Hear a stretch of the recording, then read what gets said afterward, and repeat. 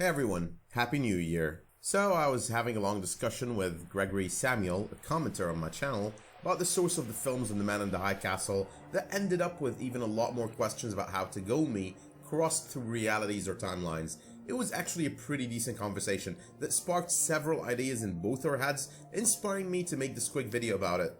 The first question asked by Gregory happens to be, and I quote, "Where do the films come from and how the heck do they work?" He suggested there are two ways this could end up being explained. Number one, they were filmed in alternate realities and then transported over physically. And number two, there is a device that can pretty much see into other realities and record them on film.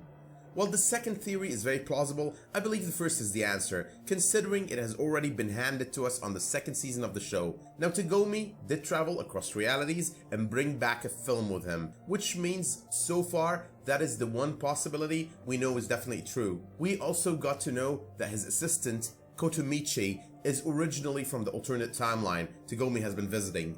Does that mean that I think the second theory or the second possibility is out of the question? Not really. It could coexist with what we currently know, considering we know the source of the film Tagomi brought over with him close to the end of the second season, but not the source of all the other films that both The Man in the High Castle and Hitler had in their huge film collections. But I do not totally think they would go with multiple explanations when they already built for one throughout the second season, but I'm not shooting down that possibility just yet. However, if I were to be a writer on such a show, I would not walk into such a trap, because some of us viewers can be a pain. Hypothetically, let's assume for a moment here, they went with that second explanation. Everyone would start off with the next question on the roster. How does that machine work? And then once they try to explain that to everyone would start trying to make sense of it, even though it's not something scientifically real or something we know is real, but it is in the nature of most viewers to be critical and judgmental of these kind of things. It is like those questions that everyone kept slashing lost because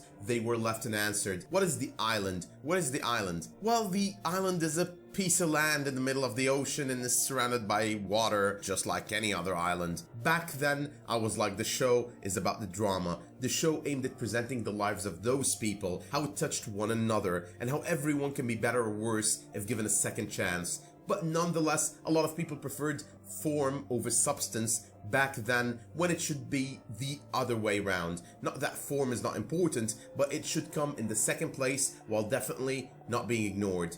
I simply wrote the island off back then to be a place like the Bermuda Triangle, inexplicable and maybe even paranormal or supernatural.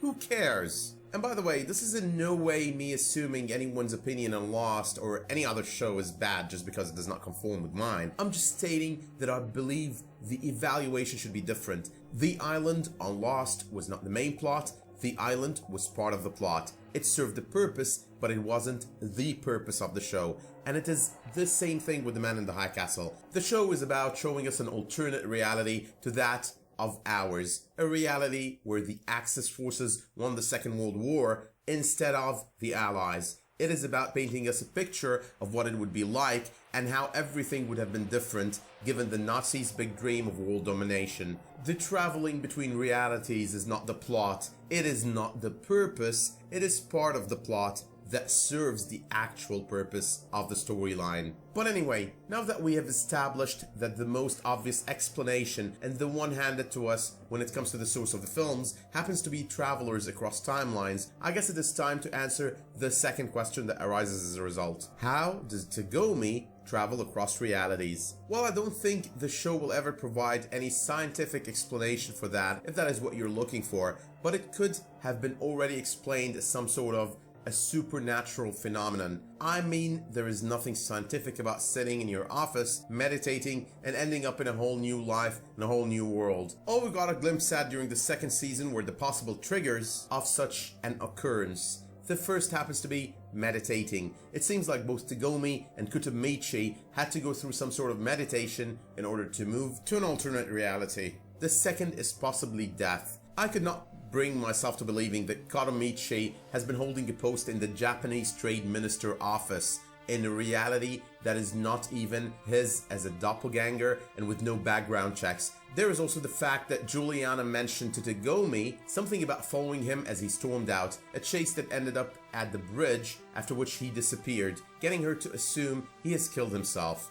If her assumption was really the case, that would probably mean that this happens to be a second trigger. They only move to realities in which they are not alive, or their doppelgangers are not alive. Now the same as well would apply to Trudy, considering a lot of people have a theory that Trudy, the Trudy that we saw at the end of the second season, wasn't the Trudy from this reality, but rather the Trudy from some alternate reality. If that was the case, then yeah, she had to be dead in the reality of the show in order for the Man in the High Castle to bring another version to the main or core reality of the show.